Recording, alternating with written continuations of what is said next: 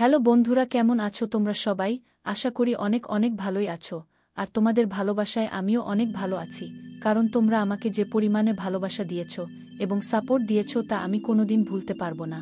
তাই তোমাদেরকে মজা দেওয়ার জন্য আবারও একটি নতুন গল্প নিয়ে হাজির হলাম, গল্পটি শোনার মতো।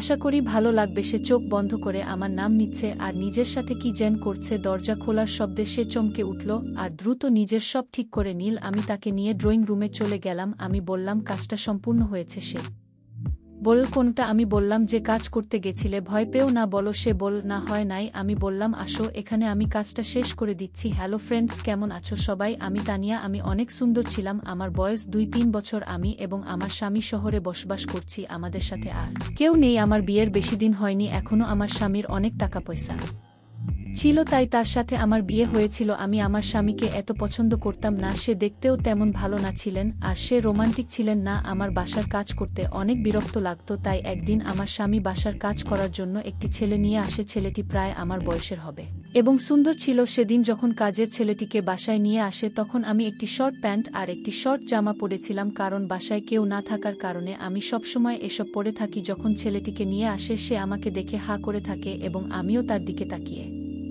থাকি।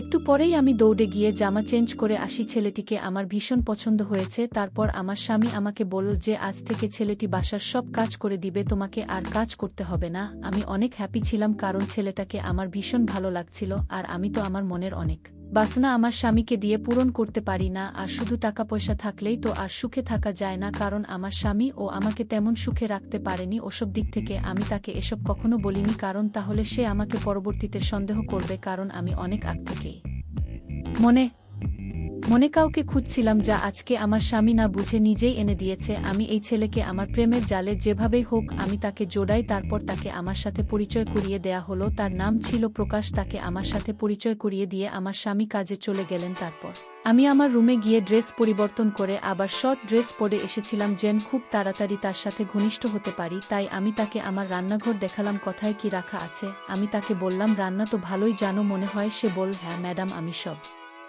ধরনের রান্না করতে পারি। আমি বললাম, তাহলে তো ভালোই, এখনই রান্না করা শুরু করে দাও। দুপুরে আমার স্বামী খেতে আসবে। আজ থেকে তোমাকেই এই বাসার সবকিছু করতে হবে। আমি তার পাশেই ছিলাম, তার রান্না করা দেখছিলাম। লক্ষ্য করলাম মাঝে মাঝে সে আমার দিকে তাকিয়ে কি যেন দেখছে। এভাবেই কয়েকদিন কেটে গেল। একদিন আমার স্বামী কাজে চলে গেলে আমি তার সাথে রান্নার কাজে একটু সাহায্য করছিলাম। সেই সুযোগে সে আমার দিকে চেয়েছিল, তবে খেয়াল করেনি যে আমিও তাকে দেখছি। তখন আমি শর্ট জামা পরেছিলাম। আমি ইচ্ছাকৃতভাবে তাকে আরও দেখার সুযোগ করে দিচ্ছিলাম যেন সে থাকতে না পারে। আমি লক্ষ্য করলাম কিছুক্ষণ পরে সে বাথরুমে চলে গেল। বেশ কিছুক্ষণ হলো সে আসছে না, তাই কৌতূহলবশত তাকে ডাকতে গেলাম। গিয়ে দেখি বাথরুমের দরজা হালকা একটু খোলা আছে। সেই দিক থেকে যা দেখলাম তাতে সত্যিই অবাক হয়ে গেলাম। মনে মনে আমি অনেক খুশি ছিলাম, কারণ আমি এরকম একটা দিনের অপেক্ষায় ছিলাম। দেখলাম সে চোখ বন্ধ করে আমার নাম নিচ্ছে আর নিজের সাথে কি যেন করছে। দরজা খোলার শব্দে সে চমকে উঠল আর দ্রুত নিজের সব ঠিক করে নিল। আমি একটু রাগান্বিত হয়ে তাকে বললাম, তুমি আমার নাম বলে কি করছো শুনি। সে লজ্জা পেয়ে বলল, কই না, আমি কিছু করছিলাম না। না আমি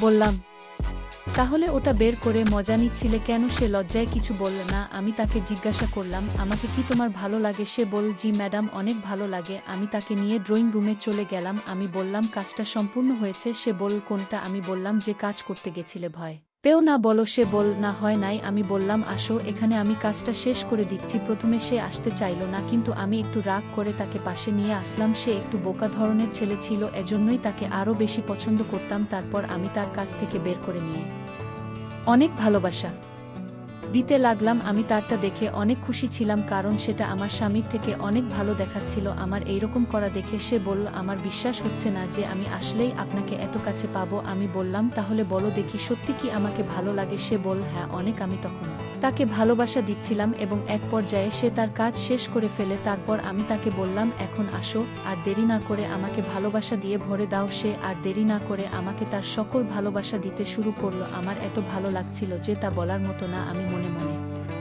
ভাবছিলাম যে তাকে পছন্দ করে ভুল করিনি। সে আমাকে আসলেই অনেক ভালোবাসে, তা তার ভালোবাসা দেওয়ার ধরনেই বুঝতে পারলাম। কিছুক্ষণ পর আমি তাকে বললাম, এখন আসল কাজটা করে ফেলো। সে আর কোনো দেরি না করে তার আসল কাজটা শুরু করলো। আমার এত ভালো লাগছিল যে তা ভাষায় প্রকাশ করতে পারবো না। এভাবে অনেকক্ষণ ভালোবাসা দিয়ে আমার অপূর্ণ জীবনটাকে সে পূর্ণ করে দিল। কিছুক্ষণ পর আমি তাকে বললাম, এখন আর কিছু হবে না, কারণ তোমার স্যার একটু পরে চলে আসবে, তুমি গিয়ে রান্না শেষ করো, যা হবে পরে দেখা যাবে। আমরা তখন অনেক আনন্দ করছিলাম। এরপর সে রান্না করতে চলে গেল। আমি মনে মনে অনেক খুশি ছিলাম যে এতদিনের অপেক্ষা আজ শেষ হলো। এখন তাকে দিয়ে প্রতিদিন আমার প্রয়োজন মেটাবো, পরে যা হবে দেখা যাবে। দুপুরে আমার স্বামী খেতে আসে এবং খাওয়ার পর চলে যায়। তারপর আমি আর প্রকাশ আবার ভালোবাসায় মেতে উঠি। এভাবেই আমি এখন তার সাথে সময় কাটাতে থাকি, আর এভাবেই আমাদের সম্পর্ক চলতে থাকে। প্রকাশ এখনও আমাদের বাসায় কাজ করে এবং আমাদের সাথেই থাকে, কারণ তার পরিবার বলতে কেউ নেই। যখন আমরা আমাদের দেশের বাড়িতে যাই তখনও তাকে সঙ্গে নিয়ে যাই। সে আমাকে অনেক ভালোবাসে, আমিও তাকে অনেক ভালোবাসি। তবে আমরা এমনভাবে থাকি যেন কেউ কখনো কিছু বুঝতে না